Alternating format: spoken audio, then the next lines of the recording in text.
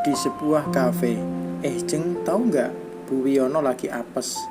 Suaminya direbut pelakor, ucap Wanda si penggosip. Beberapa wanita yang tengah berkumpul termasuk Susi pun mulai penasaran dengan apa yang terjadi.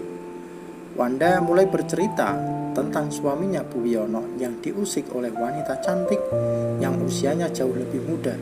Bahkan dari desas-desus yang menyebar, si wanita pelakor ini tengah hamil anaknya Pak Wiono. Walah, kasihan sekali Ibu Wiono. Pantas akhir-akhir ini jarang kumpul bareng kita ya. Sahut Suci ikut menimbali. Malu mungkin Jeng, suaminya ketahuan selingkuh. Apalagi selingkuhannya suaminya lebih muda dan cantik, ucap Kristina. Bener banget, Pak Wiono dapat jackpot dong.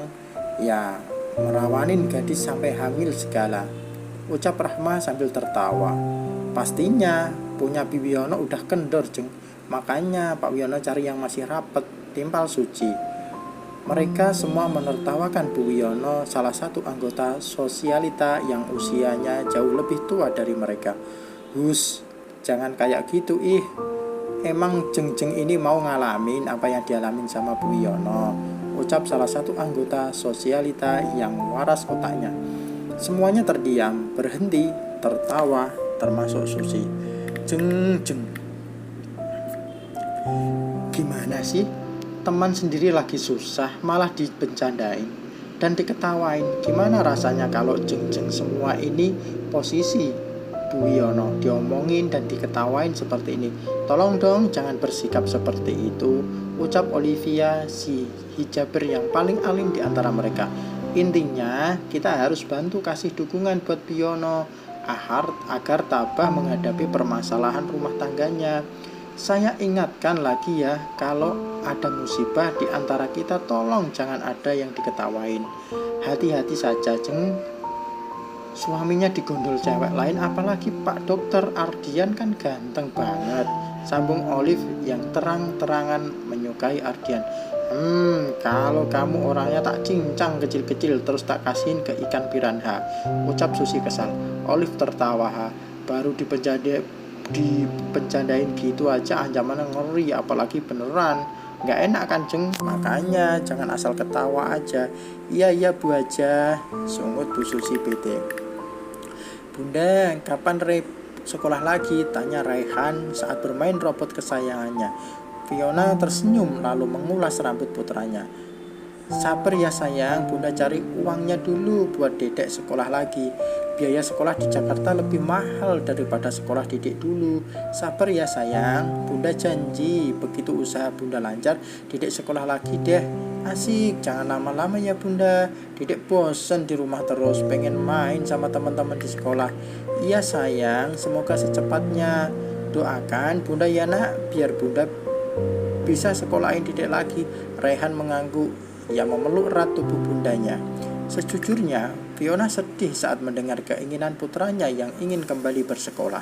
Tapi apa daya, ia harus menunda sementara keinginan putranya untuk bersekolah kembali. Uang untuk sekolah Raihan akan dipergunakan untuk modal usaha kue buatannya yang pastinya untuk masa depan Raihan juga.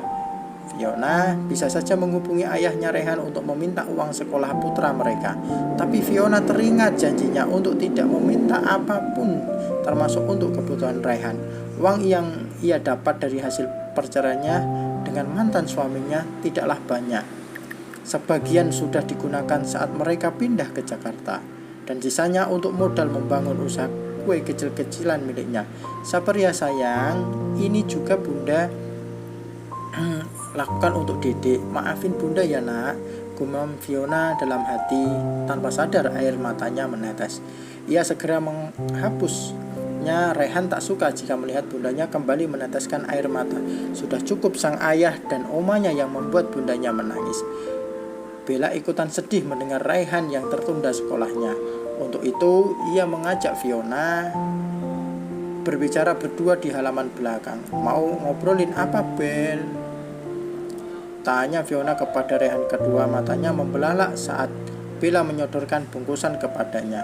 Ambillah, ucap Bella ikhlas. Fiona terdiam. Ini apa Bel? Tanya Vi. Ini uang tabungan aku Vi. Ambillah kamu membutuhkannya untuk biaya sekolah Raihan, ucap Bella. Aku tahu ini uang, Bel, tapi untuk apa uang sebanyak ini? Kamu kasih ke aku. Enggak, Bel, aku enggak bisa terima uang ini. Urusan biaya sekolah Raihan cukup aku yang menanggung pusingnya. Fiona menolak uang pemberian Bella. Kamu keras kepala ya. Yang mau kasih cuma-cuma itu siapa? GR banget deh, udah Bella. Aku kasih pinjam dulu, baru kamu cicil setelah usaha toko kue kamu lancar, ucap Bella. Tapi Bel, ini banyak banget, aku gak sanggup nyicilnya kalau sebanyak ini. Aku tungguin Fiona, udah deh ambil saja Vi. Aku tahu kamu mau Raihan sekolahkan, pakai dulu aja, aku mah gampang Vi. Fiona benar-benar menangis, menahan air mata pun percuma. Fiona memeluk Bella sambil menangis, begitu pula dengan Bella. Makasih Bel, makasih. Demi anak aku bisa sekolah lagi, kamu rela ambil tabunganmu buat sekolahin dikasih ke aku. Semoga Tuhan membalas semua kebaikan kamu ke aku. Sama-sama Bel, aku senang melihat kalian berdua bahagia. Cukup bayar aku dengan senyum kebahagiaan kalian, amin. Mohon doanya ya Bel, nanti kalau udah kembali ke Jogja jangan lupa sering kunjungin aku dan Raihan ya. Bella mengangguk, keduanya berpelukan. Pagi itu kehebohan di rumah Fiona terjadi. Seperti biasa, Fiona akan berteriak-teriak membangunkan Raihan yang selalu susah jika mau berangkat sekolah. Sudah hampir sebulan Raihan bergabung di sekolah TK tak jauh dari rumahnya. Dek, ayo dong, udah siang nih, nanti telat sekolahnya, teriak Fiona dari arah dapur. Ibu satu orang anak itu tengah membuat sarapan untuk putranya. Fiona tak mendengar suara apapun dari dalam kamar putranya. Raihan, kamu mau bangun jam berapa? Udah jam 7:30. Kamu masuk sekolah jam 8, ucap Fiona kesal sambil menarik paksa putranya untuk bangun. Tapi putranya malah terlihat pucat dan tampak menggigil. Ya ampun sayang, kamu kenapa nak? Tanya Fiona sambil mengguncang-guncang tubuh putranya. Dingin bunda, Raihan. Ia kembali menarik selimutnya hingga menutupi tubuh kecilnya itu. Fiona meraba dahi sang putra, terasa sangat panas. Dedek sakit. Sejak kapan sayang? Semalam dedek baik-baik aja, Raihan bergumam tak jelas. Belum sempat rasa terkejutnya hilang, Raihan tiba-tiba kejang. Fiona histeris, ia menggendong putranya berlari keluar rumah. Pikirannya langsung tertuju pada ke serumah sebelah suaminya yang dokter. Fiona mengetuk pintu di depan rumah Susi sambil berderai air mata. Tak lama seorang asisten rumah tangga pun membukakan pintu untuknya. Permisi Pak, dokternya ada, tanya Fiona kebingungan. Pak dokter lagi istirahat Bu, nanti saja ya Bu ketemu sama Pak dokter, ucap si bibi tanpa ada belas kasih melihat Raihan yang tengah kejang. Fiona memohon untuk bisa bertemu sebentar dengan Pak Ardian agar putranya bisa diberi pertolongan pertama. Si bibi kekeh menolak dan akhirnya terjadi cekcok antara Fiona dan si bibi yang membuat Ardian penasaran dengan apa yang terjadi. Ada apa ini ribut-ribut, ucap Ardian sambil menatap tajam Fiona dan bibi. Fiona segera menghampiri. Maaf dok sebelumnya, tapi tolong putra saya dok, dia kejang, sang kejang, saya mohon, pinta Fiona sambil berinang air mata. Kamu gimana sih, ada yang butuh bantuan, bukannya disuruh masuk dan panggil saya malah disuruh pulang, ngomel Ardian sembari membawa Raihan menuju sebuah kamar yang biasa dipakai untuk memeriksa pasien.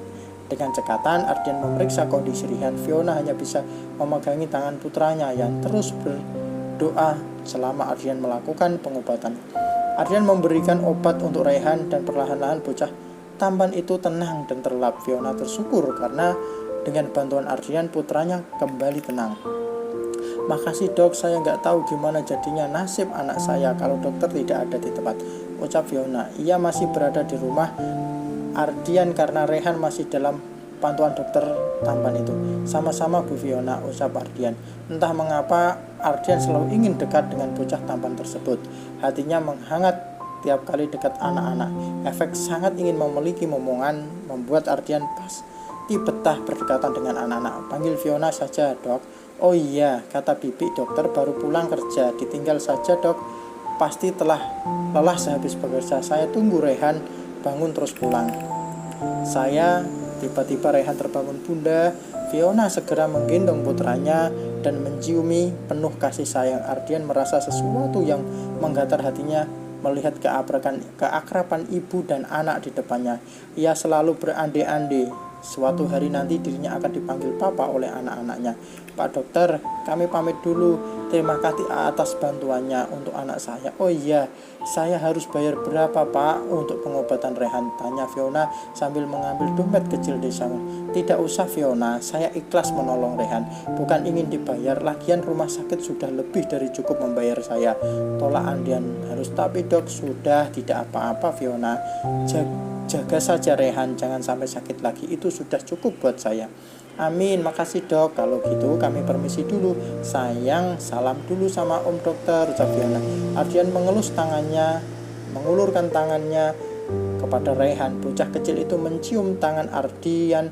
Ardi mengelus rambut Rehan. Cepat sembuh ya sayang, jangan sakit lagi. Nanti bunda sedih, ucap Ardian sebelum Fiona dan Rehan meninggalkan dirinya. Sementara itu, Ardian sangat murka karena Bibi seenaknya mengusir orang di rumahnya, terlebih orang itu butuh bantuan. Asisten rumah tangga yang dibawa oleh istrinya itu sudah lama ingin Ardian singkirkan, tapi selalu gagal. Tapi kali ini ia harus bisa menyingkirkan si Bibi yang sudah lama berkomplot dengan sang istri. Dengan terpaksa, Bibi pun akhirnya angkat kaki dari rumah Ardian setelah ia berhasil mengancamnya.